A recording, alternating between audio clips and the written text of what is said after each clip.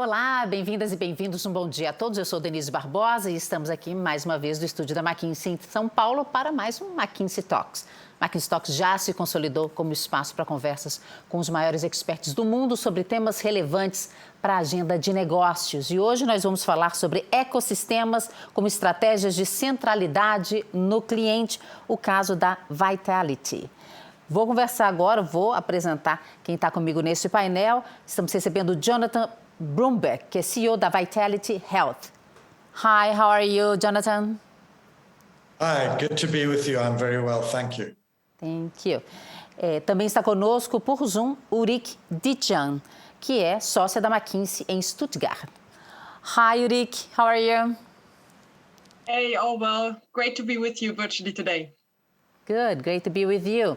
Aqui do meu lado, a gente tem o Fabricio Dore, que é sócio da McKinsey em São Paulo. Oi, Fabrício, bem-vindo de volta. Oi, Denise, tudo bem? Sempre um prazer. Hoje, nossa entrevista, aqui nossa conversa, será em inglês. Let's start, Fabricio. All right, let's get started.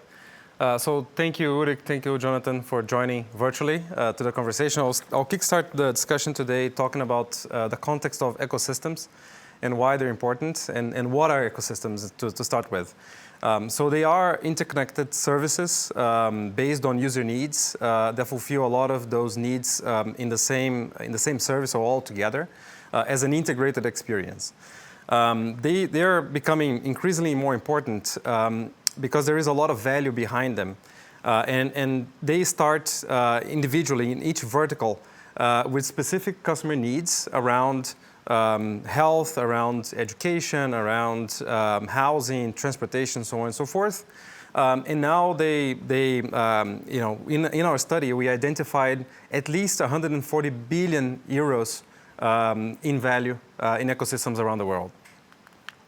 With that said, what it changes to customers is that actually they start to go through their journeys in a much more integrated, in a much more customer-centric way. So just to give an example around housing, from a customer perspective, there's a lot of challenges to find home, to rent. So there's a lot of new players exploring that space.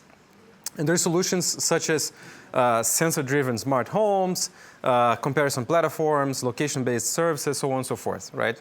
And we know they are particularly important for insurers. So I'll change and switch here to Ulrike to share a little bit like why ecosystems are important and even more important for insurers.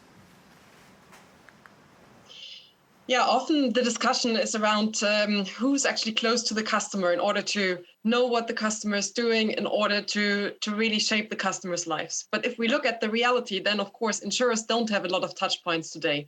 What you can see here is the average touch points on an annual basis.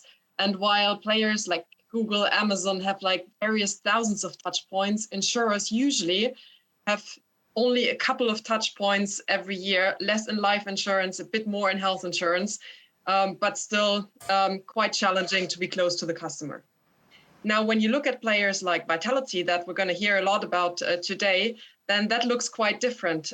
They have built up a lot of different journeys in everyday life. So things that relate to healthy behaviors, from going to the supermarket, going to the gym, doing sports, sleeping well, and really taking that in order to generate value for insurance. I think the interesting thing is that when Vitality started with that, it wasn't even really called ecosystem, which is really a buzzword that we're hearing a lot about today.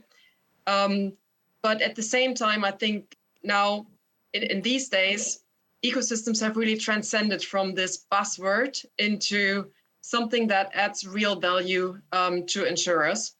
And I think it shows when Vitality started this, they called it the shared value model, which I think is a great way to think about it. Because in the end, ecosystems are really about win-win-win situations for all the involved players. And for insurance, I think there's a lot to win here. You look at it along the value chain, then the touch points generated, data that is generated, and also the different products and services really create a lot of value, from attracting customers and really interesting customers, right? Because they're healthier, they are interested in using digital solutions. It's also about keeping customers. It's about preventing and better assisting in the claims part and really making lives better. And it's also about creating more contact with the individual to better fit the communication and potentially also think about further products that might fit for this individual. And this really comes from a mindset shift that we see here from the insurer as an organization that provides protection to actually an organization that provides prevention services before something happens and a lot of services around the insurance product. And I think there's nobody better than Jonathan Broomberg. I saw you nodding various times already. I think you can explain this much better for the specific context of Vitality. It's a pleasure to have you here. And maybe you can tell us a little bit about Vitality in your own words and what the purpose behind it is.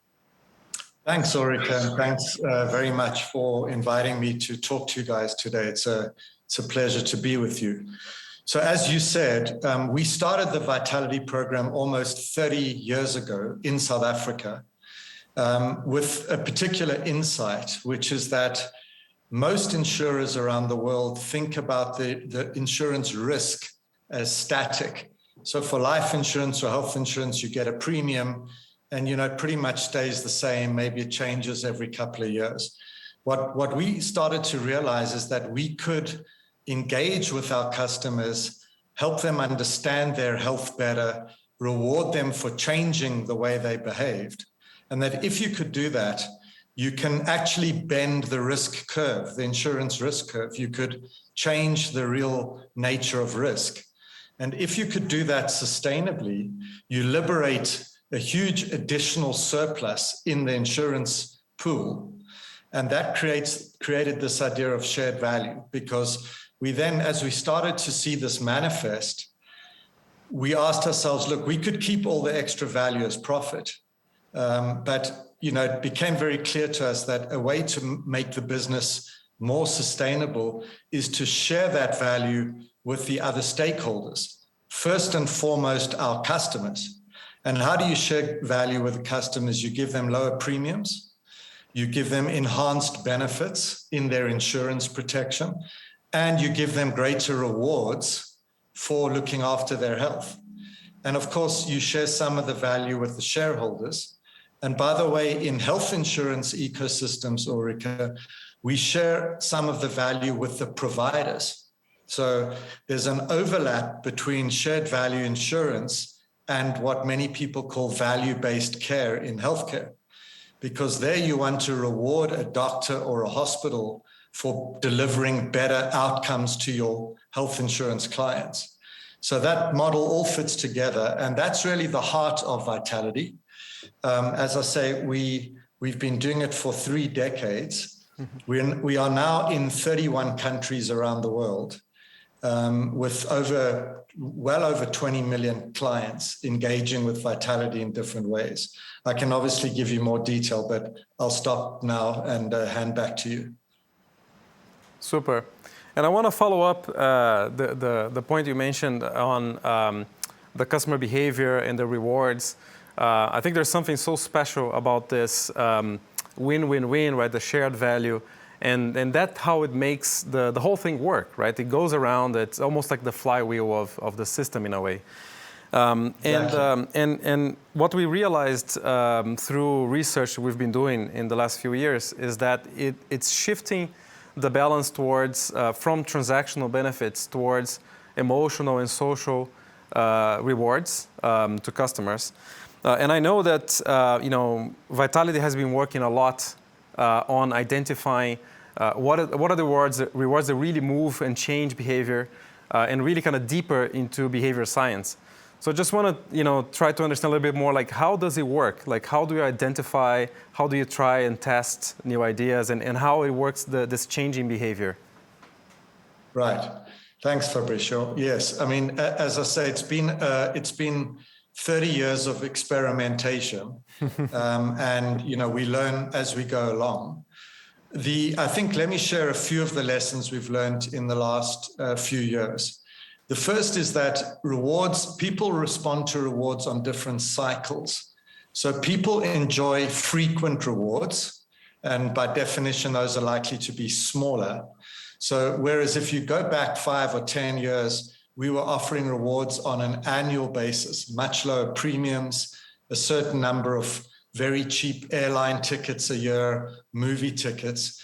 What we discovered by trying out in a few markets is that in addition to those rewards, people engage very actively if you give a more frequent, like a weekly reward. So in many of our markets now, we have a product called Vitality Active Rewards. This is usually tied firstly to a physical activity goal for the week. So it's personalized for each customer. And so we will know, let's say you, Fabricio, or Ulrike, we'll know how much you generally exercise. We'll try and stretch that a little bit over time. And we'll say, if you do 4 sessions of certain intensity this week, you'll get a free coffee. Or you can choose a smoothie or a coffee. So it's a relatively low value, but frequent reward. And it's generally quite easily achievable as long as people keep up their activities. So one concept is frequency. Another concept that we've started to experiment with very successfully in parts of the world is much greater personalization.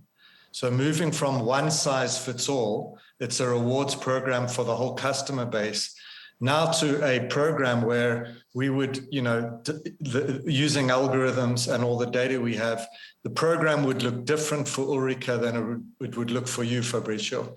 If let's say, one of you is a bit older, you have maybe diabetes, and you're at risk for high blood pressure, you would get rewarded for visiting the doctor 4 times a year, for making sure you take your medicine every day, for checking your blood sugar and your blood pressure. Whereas Ulrike, who doesn't have those problems, is rewarded for physical activity and eating well. I'm just giving you some extreme examples, but there are many dimensions. The other point I must emphasize is that every country we're in, the customers are different in the rewards they enjoy, the brands that they want to see as vitality partners, et cetera, et cetera. So we have to be quick on our feet. We always do this with local partners. We've never gone into a vitality program in a country outside our home territories alone. And we learn, with our partners, including, by the way, in Brazil, where our partner is Prudential of Brazil. Fantastic. And before jumping and sharing with Ulrike, she's going to ask you the next question. Just want to follow up with something that it was interesting from our previous discussion, right? How a coffee on the weekend can be much more powerful than just regular messages. We were playing with this idea of the bacon and the broccoli, right? Everybody wants the broccoli, but the bacon is what moves you. Is that how it is? The most fundamental principle behind the behavioral science here is a very interesting phenomenon that's linked to the way our brains are wired as human beings. One of the things that we understand now is that our brains are wired to discount future risk. So we never think the bad thing will happen to us. It'll always happen to other people. And we overcount, we put a premium on current rewards. So you want the bacon now, and you'll have, you'll not worry about the heart attack in 20 years' time. And so one of the tricks of vitality, if you like, one of the motivating elements is to bring the rewards of good behavior into the present. In other words, let's give you the coffee every few days because you get a reward for your good activity. So it is the behavioral science, as you say. And, the more we do, the more we learn about what works, what doesn't work. It's different for different ages. It's different in different societies and different cultures. Super. Very good. And you mentioned different kinds of benefits. How would you describe the main value that vitality brings both to individuals, but also to the insurance side? Sure. So, let me start with individuals. principally, at the end of the day, if I think about health insurance or life insurance, and by the way, in some of our markets, we also have vitality for vehicle insurance. We use the same kind of approach to incentivize good driving behavior. And we use telematics to track driving behavior, and we reward good drivers. So the benefit for the customer here, I think, is in a few categories. Fundamentally, the most important benefit is helping customers to live a healthier life. And we just published in the last week a fantastic new piece of research, which we call Vitality Healthy Futures. And this published our data on the concept of not lifespan, which many people have been speaking about for many decades, but health span. The idea is that, the average life expectancy for a woman today, would be mid to late 80s. But the average woman will live with 10 or 12 years of poor health.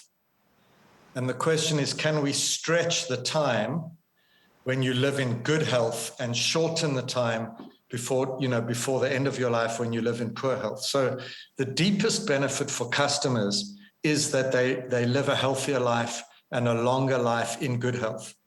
That also benefits the society, Ulrike, because healthy individuals create healthy employers because of more productivity, and healthy families and healthy society. Of course, a secondary benefit for customers is they often, if they engage well with the program, will have lower premiums than they could get from competitor insurers, and they'll often have richer benefits. We're in our most successful markets. An example would be the United Kingdom or South Africa. Brokers and competitors say to us, it's impossible. How can you be offering premiums that are lower than ours? And how can you be more profitable? And how can you have richer benefits? You're defying gravity. You must be doing something with your financials. The truth is that if you can change behavior, you can defy gravity in insurance. That's the point. The win for insurers, Ulrike, you mentioned already in the introduction. You talked about the health insurance value chain. And if you have a good engagement with a program like this, firstly, you attract a better risk of customer. And that's true in health, in life insurance, and in motor vehicle, in driving insurance, and in banking. We've also seen that in banking now. Secondly, as you said, you selectively retain better customers, because the more people are engaged with the program, the richer their rewards, the better their premiums, the less likely they are to leave. And so over time, as Fabricio said, it's a flywheel. The customers who are higher risk and less engaged will leave you and go to competitors, and your risk pool gets better and better. And that's the win for the insurer. And it does become a self-reinforcing system. And you said before, this is now live in 31 countries, which is really impressive. Do you see any differences between these countries, or any learnings from this global expansion? As I said, I think every day we learn. Every country is different. The customers are different. Their price sensitivities are different. The way they value rewards are different. The way they engage is different. So although you'll see a very similar structure in Brazil or in China or in the UK or in Singapore, you will see inside the structure very, very different content. So the broad structure, as you showed on that figure of 8, Ulrike, is there's a set of rewards and incentives for people to understand their health better, or to understand their driving better. And then there's a set of incentives and rewards to help them change their behavior. And so although the structure is the same, everything changes as you go from market to market. You would see some things in common. For example, we learned, at least before COVID, that one very powerful mechanism across all markets is reduce the cost of access to gyms, to places where people can exercise. And if you can make that very cheap or even free, you can change the way people behave dramatically, remove the price barrier. So that's common. But many other things like the nature of more frequent rewards vary from market to market, and we learn something new every day. Jonathan, you mentioned that you are already in Brazil. How it's been so far? Well, thanks for the question. It's been very exciting. As I said, our partner is the Prudential. We're very new in your beautiful country. We actually only launched with our partner, the Prudential, in June of this year. So right in the middle of COVID, who would have known? Really only a few months ago. We are embedding the Vitality program into all of the individual life insurance products that the Prudential offers in Brazil, so existing and new customers. So far, the response has been tremendous. We are heading for nearly 400,000 customers who've engaged already just in a few months. That's a very, very fast start from our point of view. So all the signs are very good. We're very excited to be in a country with the size and the economic potential of Brazil. It's our second adventure in Latin America. We have a partnership with a health insurer in Ecuador, but we see huge potential in the region and of course in your country as well. So Jonathan, just want to go back and check with you some points that I think are quite interesting of the model and just understand a little bit more. What is Vitality's thinking on subscription model and the paid loyalty scheme? Is that how it works? Is that the same in all the countries that you operate? Thanks. That's a very important question. And the answer, as you might expect, is it varies in different markets. So we find the very best model is when the Vitality element is what we like to say is baked into the insurance product. It's part of the product. And when you buy the product, you get the Vitality wellness program almost as part of your purchase. And that's the ideal model. Often when we do that, and a good example will be the UK, we will embed what we might think of as a light model with some rewards into the product, and then give people quite a low-cost monthly additional premium to buy up to the richer rewards and the full program. So it's a little bit like a freemium model. You get the first part just with your life insurance or your health insurance. And then if you want to bump up the rewards and get a really advanced program, you pay a small extra premium. And it's relatively small compared to the total insurance premium. And that model we find works well. There are some markets, our home country of South Africa is a good example, where by law, we are not allowed to embed the Vitality program into the insurance products. The regulator does not allow that. Then we sell it alongside health and life insurance as a buy-up, almost like a rider, and it's voluntary. So people can buy or not buy, and you can buy the pure health without the Vitality, or you can buy both, but it's a separate purchase. So it depends where you go, what kind of model we use. Got it. Out of curiosity, is it something that you tested as well? Like how people engage based on, or is it more just a situational? No, I think we have tested it. So in South Africa, we always had to sell it separately. In the UK, we tested different models, and this idea of a light model incorporated embedded plus a buy-up seems to be what works best. Mm-hmm. It clearly also can then cater for many different levels of income and different price sensitivities to the product. Fantastic. And the other point that also stuck with me is the richness of data, right? For you to do something, like this. And I bet like you track a lot of the behavior that people have in the platform. Is there a channel, like is there an app that people usually do it? Like how do you deal with the data in general? Because it might be like an immense amount of data. Yeah. So thanks, Fabricio. It's a great question. I mean, before I get to the data, I think this is a good moment to remind ourselves about the ecosystem here.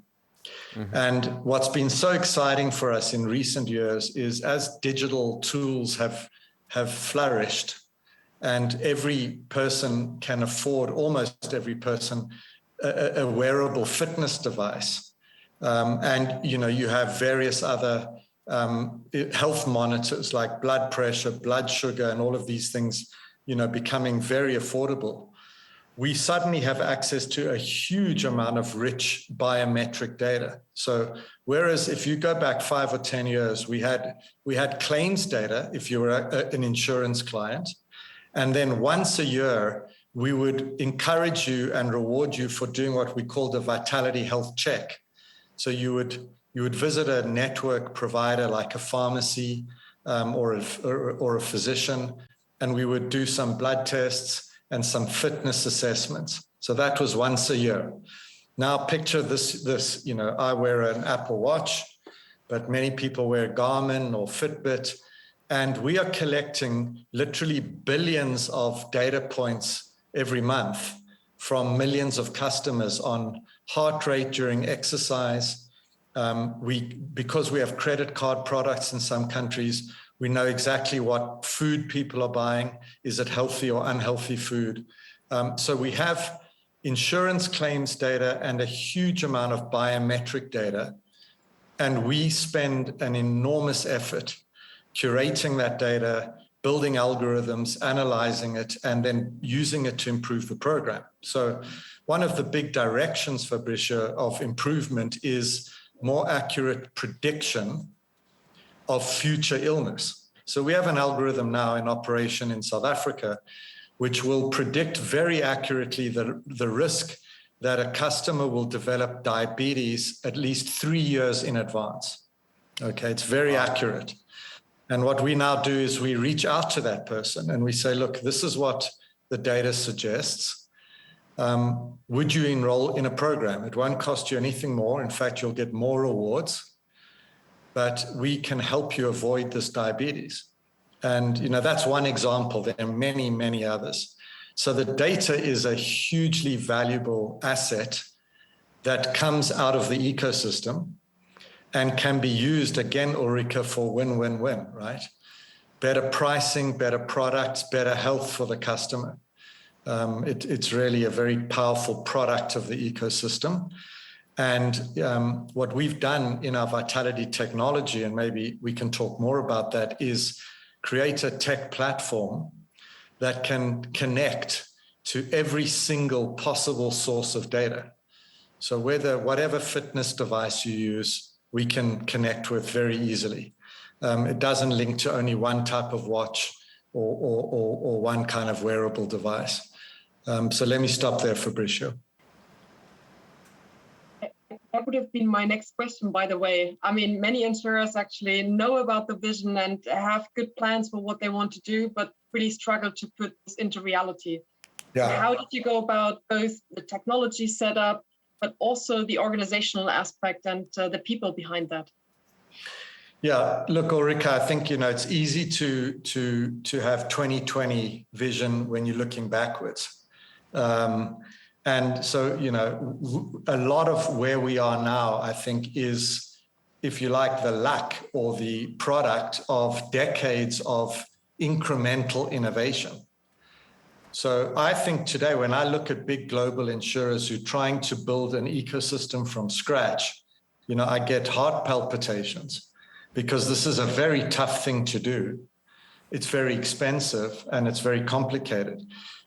We have had the luxury, if you like, of gradually building both the partner networks, the reward systems, the technology, and then improving it as we go along. Of course, you might expect me to be honest, which I am going to be, which is, if you've been around 30 years, you've also got legacy, in your systems. And so we modernize all the time. And we're building new systems all the time. One of the things that has to be done now is a platform technology has to be in the cloud. a few years ago, we were on-premise wherever we were. We're now moving to the cloud. Secondly, given the scale now and the geographic scope, we have to have multilingual, multi-currency, multi-tenant technology. It has to be, quickly adapted to a new market, to new kinds of customers, new rewards. So we do have the advantage of long experience and modules and components in our cupboard. On the other hand, I think we're building very quickly, like our competitors are, with the modern modular technology as well. And I think just building on the organizational part, with the international expansion, it also means expanding capabilities to other parts of the world. It puts a stretch on technology as well. Just to understand how you guys are dealing with that, like this expansion, also the expanding the technology, right, and the capabilities.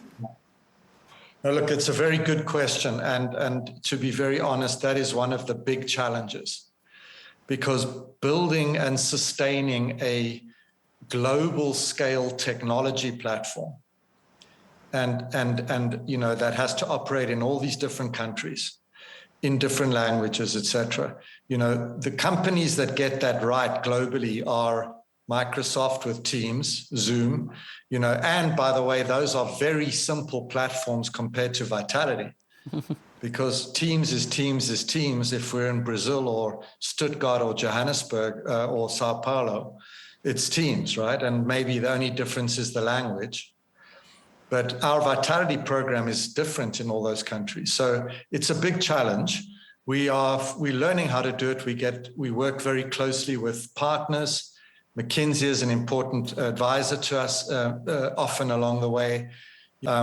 It is a challenge to scale it in this way, keep it completely modern, also keep it sustainable and affordable.